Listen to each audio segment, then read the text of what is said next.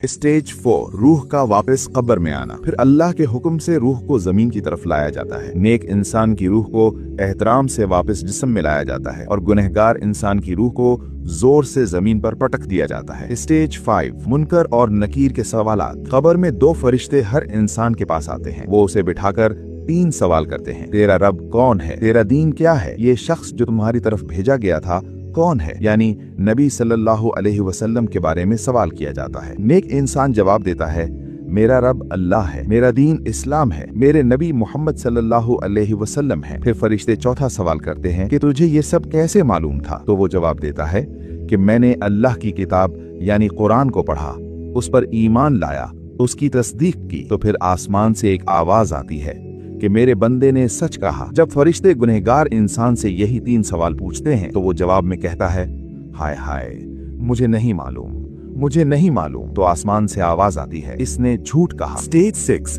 कब्र का वसी या तंग होना। नेक इंसान जब सवालों के जवाब देने में कामयाब हो जाता है तो उसके लिए जन्नत का बिस्तर बिछा दिया जाता है, उसे जन्नत का लिबास पहनाया जाता है, उसके लिए जन्नत का एक दरवाजा खोल दिया जाता है जहां से कयामत तक उसे जन्नत की हवाएं और खुशबुएं आती रहती हैं और उसकी कब्र को ताहद निगाह वसी कर दिया जाता है। जब गुनाहगार इंसान सवालों के जवाब देने में नाकाम होता है तो उसके लिए जहन्नुम का बिस्तर बिछा दिया जाता है, उसे जहन्नुम का लिबास पहनाया जाता है, उसके लिए जहन्नुम का दरवाजा खोल दिया जाता है जहां से तपिश और जहरीली हवाएं आती रहती हैं और उसकी कब्र को तंग कर दिया जाता है, यहाँ तक कि उसकी पसलियां इधर से उधर जुड़ जाती हैं। एक अंधा गूंगा फरिश्ता आता है जो उसे लोहे के गुर्ज मारता है और 99 अजदहे उस पर मुसल्लत कर दिए जाते हैं और कयामत तक यही चलता रहता है। स्टेज 7 आमाल का इंसान की शक्ल में आना। नेक इंसान के पास खूबसूरत और खुशबू वाला आदमी आता है। ये पूछता है कि तुम कौन हो?